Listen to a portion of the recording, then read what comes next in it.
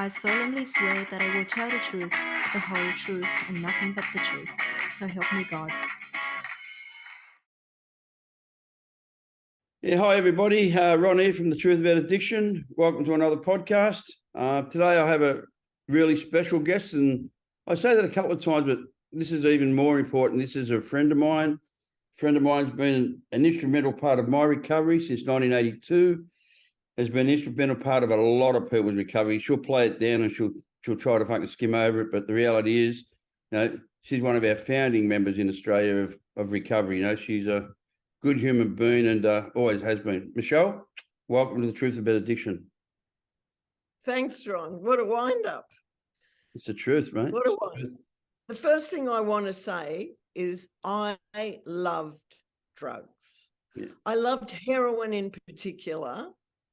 And I could tell you a story that starts, once upon a time, there was a little girl who hated being herself, but I won't bore you with all that stuff.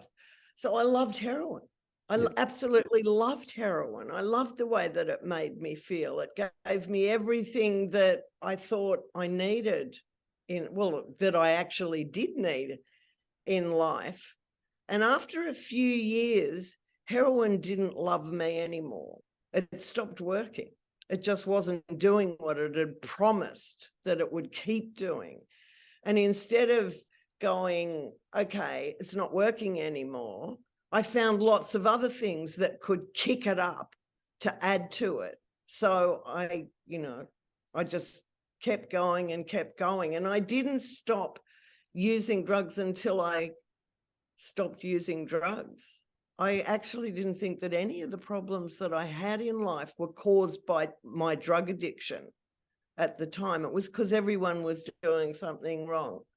But anyhow, I'll start from the beginning, except to say that poor old me stopped using drugs in February 1979. I don't know who the audience is here, but I guarantee that there's a lot of you that weren't even born when my party was well and truly over, back in the old days. So like every other little old lady, I'm going to tell you how it was in the olden days. In the olden days in Sydney, Australia, there were 4 members of the drug squad. That was the total police.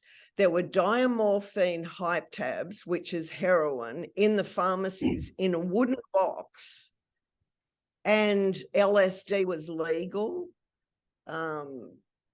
Everyone was smoking dope. And the music, I've got the people behind me. There's Jimmy and the Doors and Janice and the whole lot. The music was saying, get stoned, it's a really good idea. Well, I'd spent my childhood by myself. I was pretty much left to my own devices. My brother used to beat the hell out of me on a regular basis, and my parents did nothing about it. I didn't even know when my father left the family home. And I lived in fantasy land until I was about 12. I think I was 12 and a half the first time that I used heroin. Heaven. I lived opposite a beach, and there was a gang of people across the beach that used as much as they could possibly get their hands on. And it wasn't even the drugs that attracted me in the beginning. It was the group of people that could identify with each other. It was the connection that they had, because I'd never felt like I fitted in with anybody. I figured everybody else was smarter than me, was better looking than me, was more competent than me. Basically, I'd spent my childhood putting myself down because the message I was getting from my family was, you don't matter. Nothing you say matters. Nothing you do matters. See you later. So I was attracted to this group of people that were using, and I lied about having, I said I was using when I hadn't been, because there was a big stigma against giving someone their first shot. Because naturally they couldn't do it themselves. But anyhow, at the age of 12 and a half, I was in love. I was in love with heroin. In fact, I was using heroin for a couple of years before I even had sex. I was so happy with my life and where it was going. And, you know, I never touched alcohol. I never touched alcohol ever in my life. There was just no way. But, you know, I was talking to Ron the other day about I never used alcohol when I was, even if I didn't have any drugs, but for the first many years, there wasn't a day that I didn't have many drugs. I didn't know what it felt like to withdraw because I never stopped using. It was like, why would you stop using? There was an abundance. And during that time, this is way back, the Vietnam War was on, and the American soldiers or sailors or Marines, I don't know what they were. All I know was they had lots of cash and they had lots of beautiful heroin from Southeast Asia, really beautiful heroin. So the party was on. And when that dried up, when they stopped coming over, I had to think about what I was going to do. They'd taken the heroin out of the pharmacies. So as we'd done before, go in through the roof and take the wooden box out. What was I going to do? So by the time I left school when I was 14, when you were legally able to. And by the time I was 15, I had convinced my parents to get me a passport, and my own passport. In those days, they'd have kids on their parents' passport. And I left Australia. I ripped some people off for a deal. I ran through the back of a building with a whole lot of cash and went to the airport and got on a plane and went to Southeast Asia to get stoned in peace. I was devoted. I knew I was a drug addict. I wasn't hiding it from anyone. I wasn't a person that held down a job and, was a secret drug addict. I wasn't a person who used it on the weekends. There was no facade that I was anything other than a junkie. And I mean, it's a really nice feeling knowing what you are. I mean, I didn't have to question that. Anyhow, I ended up in the opium dens in Southeast Asia. I gave the little man that made the pipe my passport and said that I wouldn't be needing it. I'm staying here for the rest of my life. I'm going nowhere. And I was in heaven. I was in absolute heaven. But anyhow, I did move on. From there, and I was smuggling all over the world for the next few years. It was back in the days when people were using travelers' checks, and you'd go and buy travelers' checks and cash them and then go to American Express and report them lost, and they'd give you more. And I was smuggling drugs, and I was, it was great. I knew no fear. No fear at all, not walking through an airport, not carrying a whole lot of dope and money on me. I knew no fear at all. And that was the reason that I loved the heroin so much, that I loved the drugs so much. I ended up in Calcutta really stoned, and the hash in Calcutta was amazing, and it made me really paranoid. So I never smoked dope again after that. And I prided myself on being a pure opiate user. I mean, not much pride in the years that followed, because I was using benzos, barbiturates. I was using some alcoholics medication to stop me having seizures. There was no class involved in my using in the end. But back in those days, I thought I was pretty shit hot, and I was doing things that I certainly wouldn't have done if I was a good girl and stayed at school and, spent my life fantasizing about it all. I got to London. I had a whole lot of dope with me. I was really comfortable. I went to a concert that they still talk about. I saw all these guys behind me live at that concert.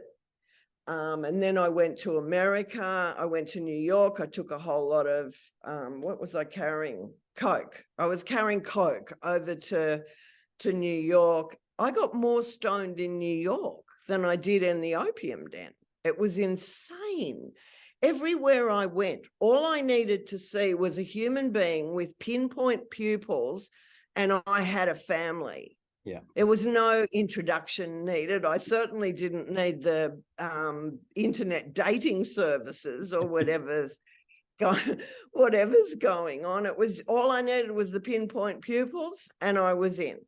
It was just like that. And, you know, I can't say if it had continued like that, I would have continued like that.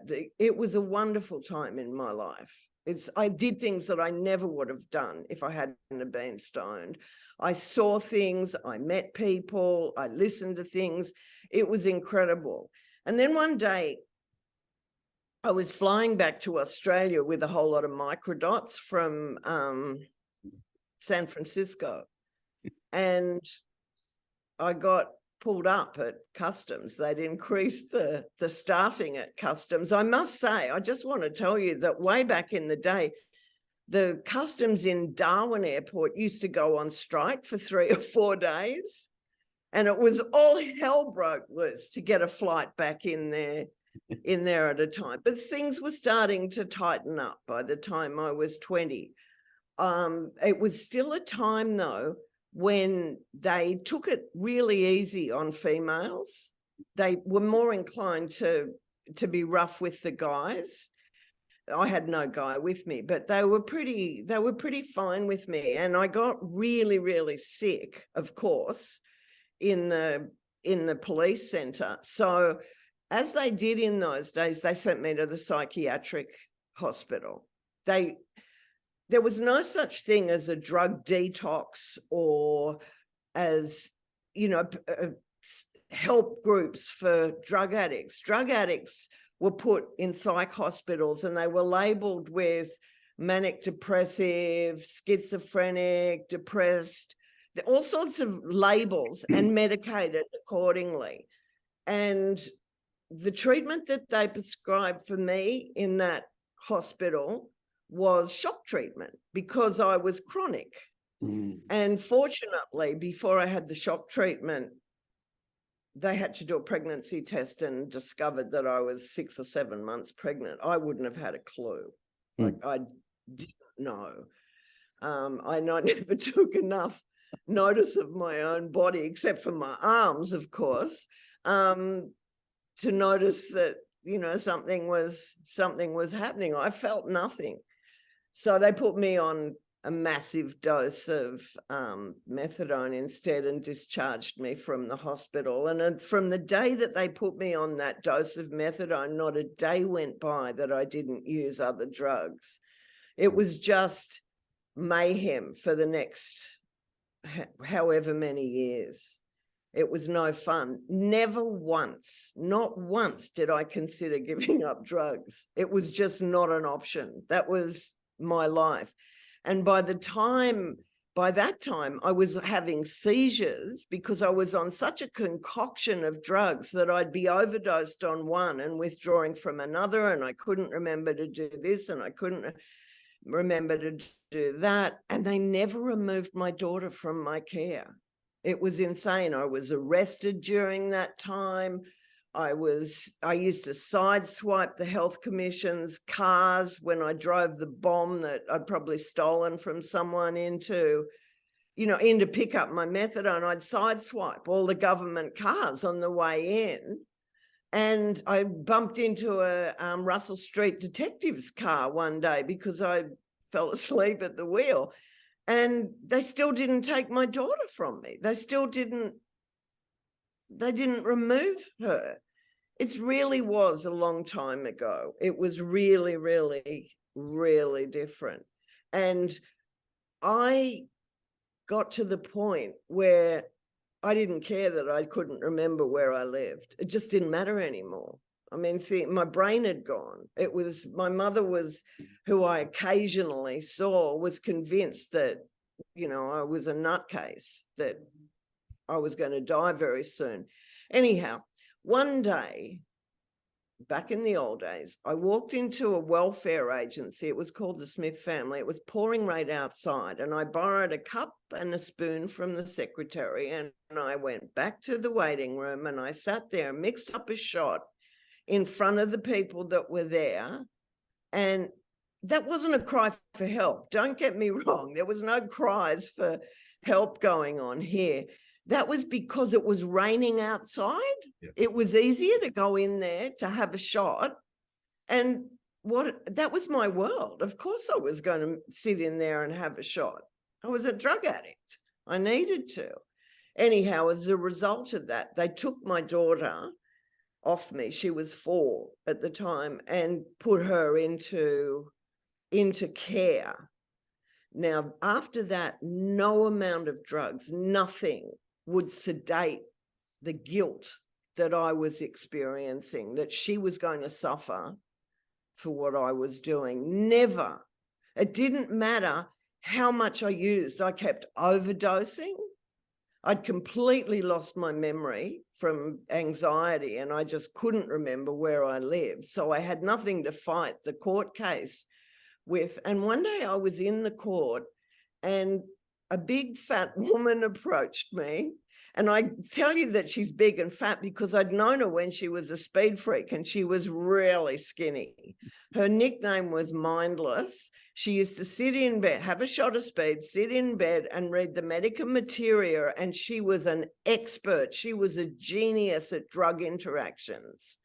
And she was quite fascinating, but she was kind of insane as well.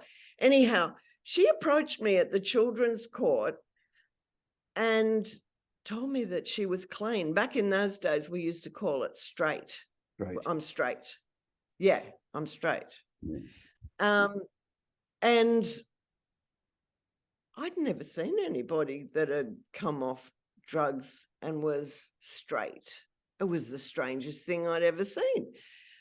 I'd heard that people, joined the Hare Krishnas or got married and lived happily ever after, or became born again Christians or something that, or got a job. Oh my God. Oh no. I got stoned so that I didn't do any of those things. That was the exact reason that I got stoned in the first place. So I knew that none of that had worked for me. But she was talking about a group of addicts that get together and talk about staying clean and help each other to stay clean or straight at the time. Okay, so she didn't have a major impact on my life. I didn't stop using or even try to after that. But one day, after my daughter had been put into my mother's care because there wasn't a chance in the world they were going to give it to me, it was 10:30 at night. I was in Darlinghurst. I was walking up the road. I don't know where I was going. I had no shoes on. I had nowhere to live, and I wasn't complaining. I wasn't one of those junkies that has a shot and complains. I was kind of the opposite of that. The junkies I mean? There are some people that just would have a shot, whine and whine and whine. Anyhow, those ones I stayed away from, and the other ones were people that kept ODing on me. I mean, you can do it once to me and then go away. Yeah, never again. Anyhow, I'm walking past Lifeline. Lifeline was an office that the phones were manned 24 hours a day by a group of volunteers, and it was a suicide prevention hotline. Yeah. The light was on and the door was open, and I looked in the door, and there were a couple of people in there, and there was someone standing out the front talking. So I went in to have a look. I had nothing better to do. And they were having an NA meeting, apparently. And there was like a banner of what you're supposed to do, the steps, and it had white out. Apparently it had said alcohol, but they'd whited it out and put our addiction there. Anyhow, these strange people were talking about staying clean. Now, they were miserable. Let me tell you, they were miserable. The girls were complaining about how much weight they'd put on since they stopped using, and the guys were talking about how broke they were because they didn't know how to make an earn when they were clean. Yeah. So the fact that they were miserable made it believable to me. It made it inspirational to me. what I'm saying is I didn't stop using drugs believing I was going to be happy. Yeah. I didn't stop using drugs because I thought I might make money, get a car, even find somewhere to live, get a boyfriend. I didn't get clean for any of that. I got clean because I couldn't get stoned enough. It was over. The love affair, I was dumped by my lover, and it was a bit like I was dumped by my lover. And instead of going, oh, that's really sad, he's died, I kept looking for it and looking for it and looking for it and chasing the love that I'd fallen for way back when. So I started to hang around with these people a whole lot. They were strange people. They were really strange people. They seemed to be offering me something, but I didn't know what it was, and I couldn't see what they could get from me. Anyhow, I ended up in the Salvation Army. They'd picked me up on the street from a gutter somewhere and took me back to their hospital detox, which was predominantly alcoholics. Yeah. And they didn't use any medication for detox. And they took the Bible. I'm laughing because they took me to, I'm really withdrawing badly. Like I'm having seizures. I'm just in the worst state because I was coming off benzos, barbiturates, and methadone with no medication. And they took me to this church, right, on Wednesday night. Like I was in the detox, and all the people in the detox had to go to church, and I'm sitting there rattling and shaking, and the bones of my ass are sticking out, so that the seat was so uncomfortable. But they brought out the tambourines. Like they started smashing the tambourines, and I couldn't stop laughing. I don't know about anybody else, but when I was in detox, all I did was laugh. I was in agony, but I was laughing. So they brought out the tambourines, and that was the end of me. They had to remove me from the church because I couldn't stop laughing. Basically, I was terrified. I was absolutely terrified that I might have to put up with this for the rest of my life because I couldn't see any way. I couldn't see any way out. Anyhow, I got kicked out of there. Not for using. I got kicked out of there basically because I had a brain, because I had a mind that said, this is not necessarily so. The Salvation Army told me a whole lot of things I couldn't do if I wanted to stay off drugs. And somewhere inside of me, I knew that wasn't right. The other thing was that I didn't want to dress a certain way. I didn't want to speak a certain way. I didn't want to be told what I had to do. I just wanted to be me. I didn't really know who me was, but I just wanted to be me, not using. And I didn't want to be clean for the rest of my life. I just wanted a break from what was going on. I just wanted the ability to not use for a day. That'll do, just a day. So I got out of the detox. Bring your tolerance down. Mine used to always be, I'll just not use, so I bring my tolerance down so I feel my next shot. I just wondered what it was like to do something normal. Like I saw a woman on the street one day shaking a tea towel out, and I wondered what it was like to do something like that without a drug in you, without being so full of anxiety and craving and obsession and pain. I couldn't even imagine it. So I started going to these meetings with these miserable people, and I could relate to these miserable people. All we did was eat. We did a lot of fucking as well. Am I allowed to say that on here? You're allowed to say that on here? So, I was working towards being a big fat nymphomaniac was what was happening, but I wasn't using. Anyhow. God love you. Yeah. Basically what I did for the first year that I stopped, that I stopped using was, one, I went everywhere with someone that had been straight for 3 years and started meetings, went to hospitals, went to jails, became almost an evangelist for being clean. But what happened was that when the neighbors heard, Michelle's not using, what does this look like? They started coming around to my house to have a look at this strange phenomena of this hopeless junkie that wasn't using. And some of them started to want to stay and detox at home. And that was the sort of stuff we did in those days. The alternative to that, sorry, Ron, was that you'd go to Who's. And often to this day, I think I'm not frightened of using again. I'm frightened that if I don't die, I'm going to end up in Who's with someone telling me what time to get up, what to wear, what to do.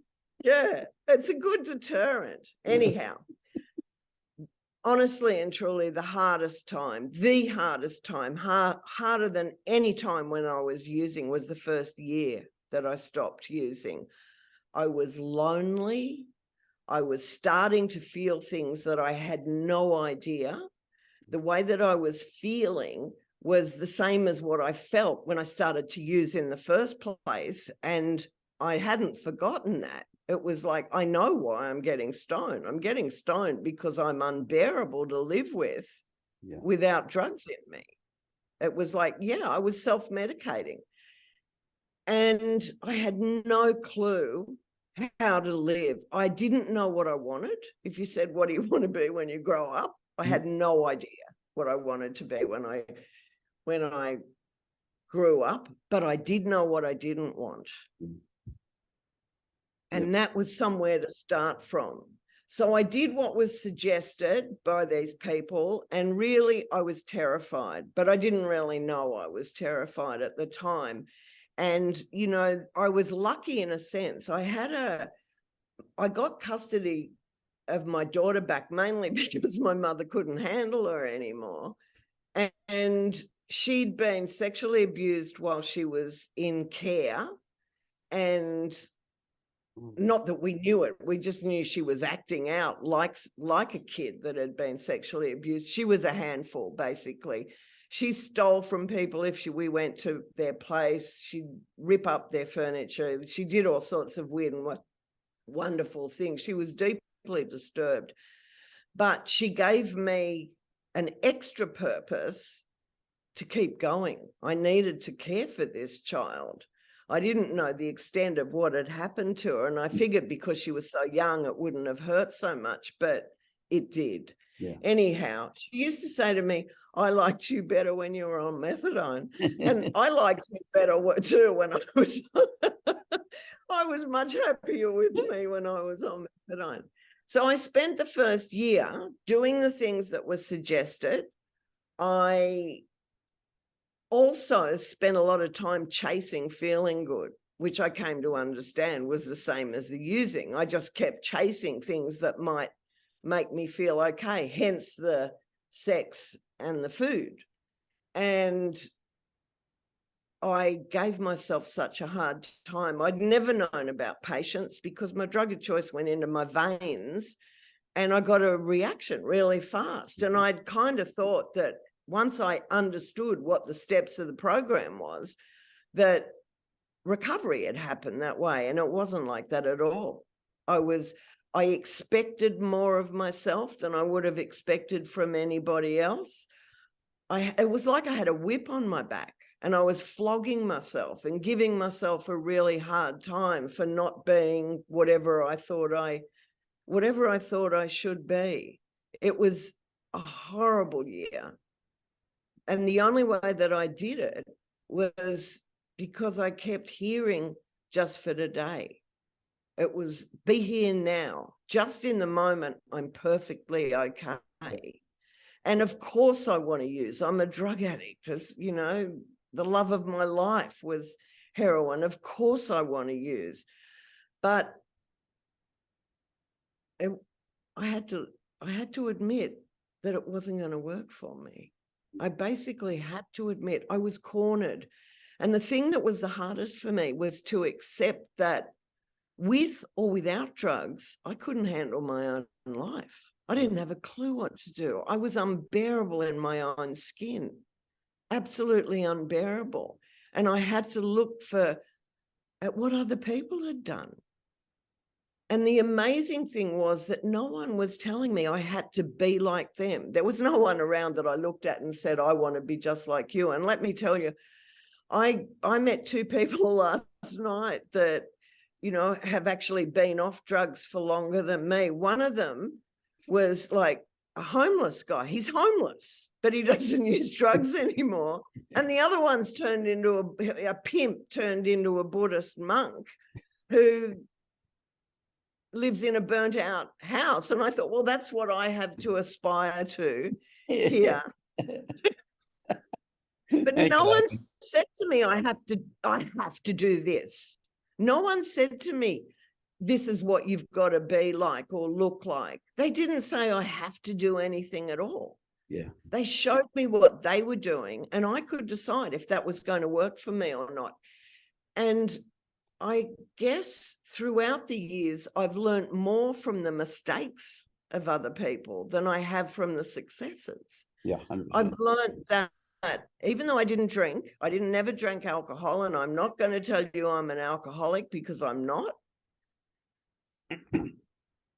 I've learned that people that said the same thing went out and drank and just went back to using their drug of choice. I've seen it over and over again. So without having to go there and try it for myself, I believe them. I believe that that's the way that it is. I was honest with myself, or honest enough to also say alcohol's a drug for me. I can't handle alcohol. And there were a few other things. And what I found out was that I'd been brought up with a particular morality. I'd lived against that morality while I was using. And somewhere in the middle of it all was a morality that fit me.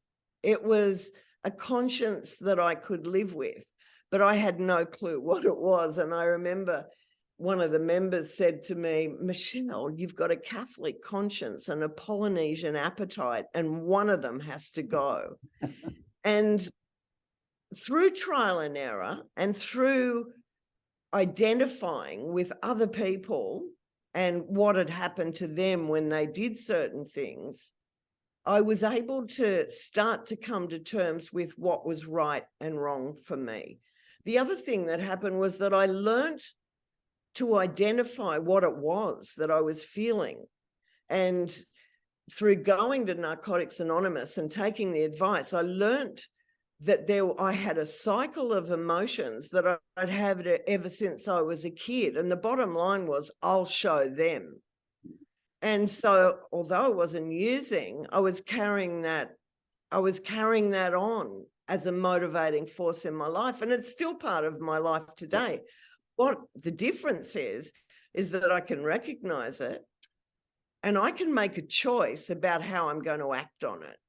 That's the big gift. The gift is the freedom of choice that I have. And, you know, when I was a hippie listening to the music, that's what I wanted. Freedom of choice, peace, love, flowers, and freedom. That's all I ever wanted. And I've got total freedom of choice. The first 10 years of my time I spent trying to prove myself to society. You know, I was told that I could become a productive member of society. Do you know I started using drugs in the first place so that I wouldn't be a productive member of society? There was nothing about society that looked attractive to me at all. And so by the time I was clean for 10 years, I mean, during that 10 years, I did some amazing stuff, and I did amazing stuff in writing programs for jails and for, you know, I did it all. And at the end of the 10 years, I thought they wanted to interview me on Good Morning Australia, right?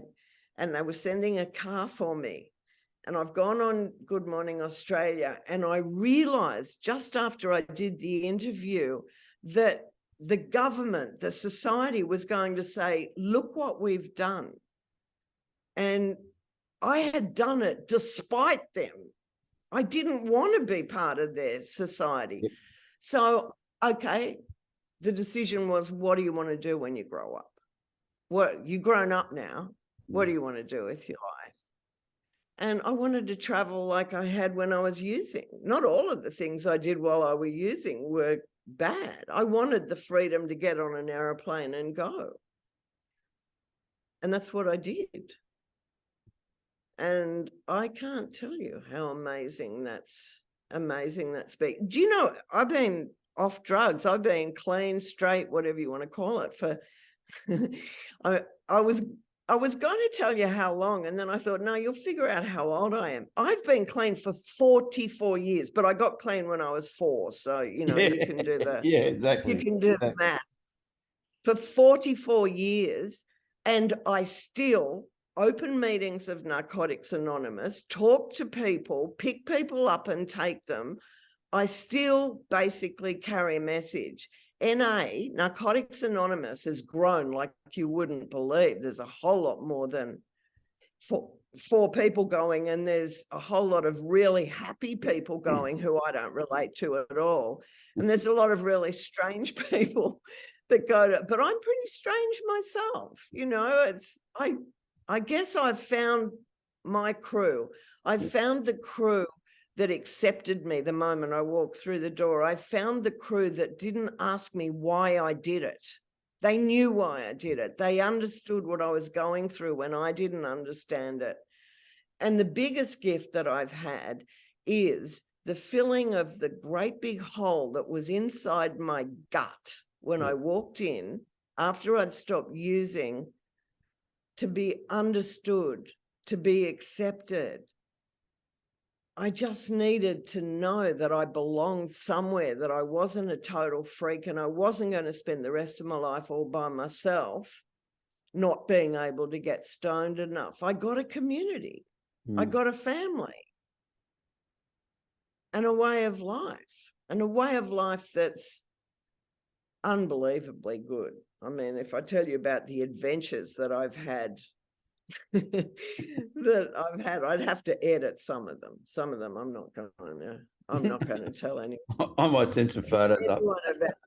But, you know, the biggest thing is that I've got freedom. And the other thing is, I actually trust myself. My thinking's not to be trusted, but, you know, my actions, I trust. My thinking's, you know, it's still there. I got clean with a big part of me wanting to get stoned and a tiny little part of me wanting to stop using. Now I've got a big part of me that wants to stay clean, but there's still a tiny little part of me that wouldn't mind getting stoned. And NA's given me the ability to accept my own limitations. I can't use. I can't handle it.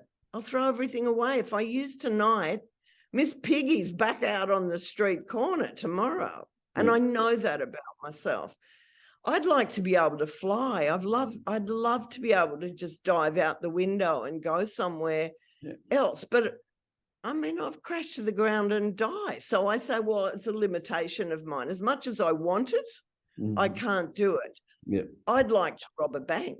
I don't think they're entitled to all the fees that they charge people. I don't think that's right. But I don't want to go to jail. So I don't do it. And then there's other things. I don't sleep with my best friend's husband because that wouldn't make me feel good. There are, you know, I don't cheat on different things. I behave like an honest citizen. I'm not all that honest with my tax, but, you know, there's a few other things that you can't afford to be totally honest with. But I've learned to be honest with myself about my motivation. And for the first year that I was clean, questioning myself was the most painful thing that happened, because I'd used for all those years. I didn't ask myself what I felt or what I was going to do that day. I knew what I had to do. I'd wake up, I needed to have a shot, and then I had to go out and do whatever I had to do to get another shot. And around it, there was no choices being made. I was a victim of circumstances in a sense. Yeah. And so that first year, when I'm questioning what my motive is for absolutely everything that I did, and I was totally befuddled by the whole thing because I had no clue how to be honest with myself. I thought honesty was telling the truth. Honesty's got nothing to do with telling the truth. It's something that's deeply personal. Yeah. And is what gives me my comfort. Look, I honestly believe now that it's a lot easier to stay clean than it is to try and get clean again. There's too many of the people that I have known are dead. Yeah. They couldn't make it back. And I know that if I didn't die, I'd end up in one of the rehabilitation centres that they've got there in Sydney, Australia, with some idiot telling me to get out of bed. Wayne be looking after you. And sitting on a bus to go, I'll stay clean. Thank you. Thank you very much. The other thing, and the last thing that I'll say, is that I also believe that any drug addict that stays clean for 24 hours can stay clean for the rest of their life if they want to. Yeah. It's just one day at a time. Thank you. No, thank you, darling. I really appreciate you coming on, sweetheart. Made me laugh. There's so much similarities because, you know, I got clean when I was 4 too. And, you know, Yeah. and, you know, we've always had this incredible life that we've grown up together in a lot of ways. You know, in the last 42 years, we've grown up together. We've seen each other's victories. We've seen each other's defeats. We've seen each other at our best. We've seen each other at our worst. You know, nothing ever changes. Yeah. You know, it's like I was sitting with you at 10, 11 years ago. I got out of jail and I set up the cross with you and had a coffee with you after a meeting. Yeah. We were sitting there talking. It was like I just got back out of the nick, you know, and I was fucking mad. And you've seen me mad a few times, actually. Yeah. You know, Yeah. the first time I ever got clean in 82, and I just come out of Who's, and I was completely mad, and I had that. Anyway, yeah, and but yeah, mate, it was really nice. Took me down memory lane. But what you did, you made it really simple.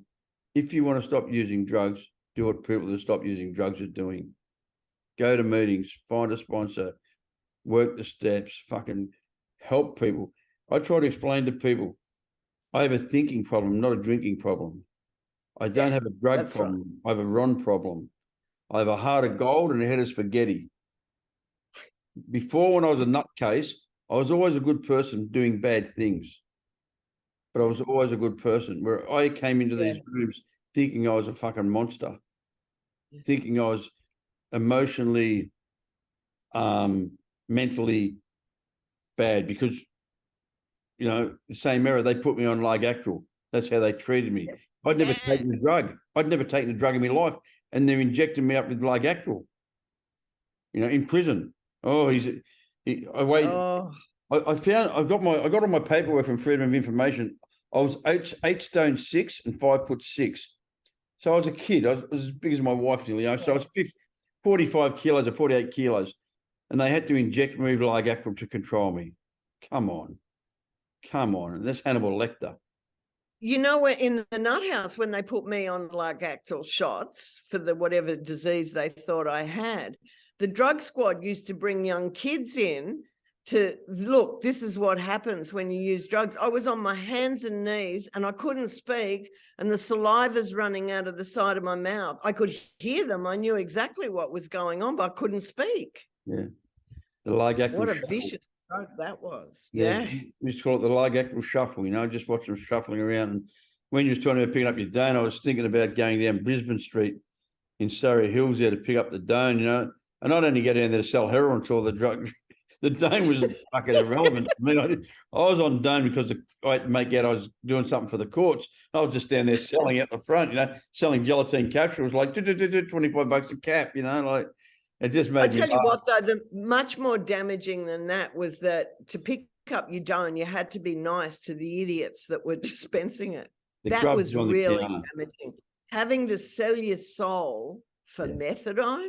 Yeah. When I asked the guy at the methadone clinic to withdraw me because I heard addicts can stop using, he refused to decrease the dose. That's why I had to jump off 200 milligrams cold. Yeah. He wouldn't do it. He said, "You're chronic. You'll be back here in 3 days wanting the dose up. You'll always be on methadone." And that's exactly the same in 86 when I came back from that relapse from 85, and I was on 120 milidone, and I went to the doctor and said, "I'm going to go back to NA." He said, "Stop being silly. You know it doesn't work. You've tried that. Tried it for 5 years. It didn't work. I'll just put you up. I'll block you out." And I jumped up 120 milidone. You know they'll never do that again. What's her name? Used to work there, Eloise. Used to work at Langton. Most beautiful lady. She was in the rooms. Didn't you marry her? No, I never married any beautiful ladies from NA. I married lots of beautiful from ladies. Langton. From Langton. There's someone that worked in Langton. No, that was another nurse. Yeah, there was another nurse. I married a nurse. You got a bad memory, mate. Yeah. But she was going to make me good. She was going to make me better because she came from a rich family, and so she taught me how to use a knife and fork and how to work my way in. Right. And what that's doing, we're sitting on the beach, and her mother's, because they're very wealthy, and dad's a head doctor and mum's a nurse. And she said, "I don't mean to be rude, but can I touch that tattoo? I've never been so close to a tattoo before." And she rubbed me.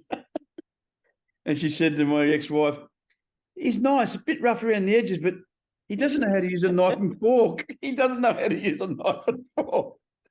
You know, I'm scared they're going to open the cell door and take me food off me, so I was rushing it down. Yeah.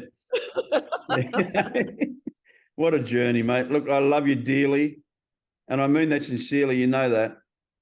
You know, I love you so much. I've got And so I much love respect. you too. I got so much Ron, respect. I'm for what you've done. writing my life story so that when I die, my kids can know the truth about, the whole You know, I've done that, story. don't you? Have you? How long did it take you? Beautiful. It's being published in August. Oh, wow. Being published in August. Congratulations. John Killick's rewritten it for me. Yeah, that's The old helicopter wonderful. thief. The old helicopter escape thief. I know who he is. Yeah. He's rewritten it for me. Yeah. That's It fantastic. stops at 2020, at 2002 when I got pinch butt, and then I've got to write the second chapter now. There's too much to write in one book. Yeah. I'm looking forward to this. You know, I really want to write about, I've got to a certain point, I'm well into it, but about the adventures overseas with Victor. Yeah. Because they were totally, you know how I met you at the airport, remember? I said, Yes, please don't get on this flight. Don't get on this flight with me. He thinks I'm on with you now. He did that all over the world. Yeah. If I was in a movie theater and I laughed and someone laughed on the other side of the movie theater, he'd say we were sending signs to each other. That was a message. Yeah. Yeah. He was totally paranoid. You have to write that book. Yeah. I mean, the stories were really quite funny not long after they occurred. I mean, I used to say to him, I've been to the most wonderful places in the world and been called the most despicable names, Salzburg or Morocco. Yeah. But when you're over there, try to find her, Karen Nancy. Okay. The lady who wrote that book, A New Beginning. Look her up on the social media. Look her up on Facebook. You should hook up with her because she's got publishers and she's got everything. She's so beautiful. I interviewed her. Right. Such a joy. It was such a joy. And you know what she said to me? Yeah. I went to AA. She's clean 50-something years. She goes, and I came and she said there was 200 people in the room. Said 150 were men. And I thought, what the fuck are you doing? Going to bars? There's a lot more men here.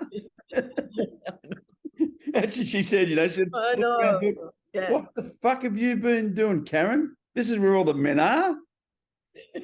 Then she told me she's a 13-stepper. Her husband's 50 years sober and she's 53 or something. She All said, yeah, right, so she's got 3 years up. yeah, I'm a 13 stepper. She said, I got him. I slept with lots of them. She's so beautiful. And because she's no bullshit. She's just so real about Yeah, I'll find her. I'll find out where she is. I've seen the book. There's a 12-step bookstore down the road. She sold 4 million copies of that. Mm. And I love her. I love her. She's just one of them people. When you meet her, you think, how down to earth. You know, she's come from a very well family and she's all proper. And she started speaking. She said, oh, shit. And she went, oh, can I swear? I said, yes, thank fuck for that. That was the beginning of our interview. Yeah. Oh, All right, beautiful. that's Love great. you. You be Okay. safe. Thank you for having me. I solemnly swear that I will tell the truth, the whole truth, and nothing but the truth. So help me God.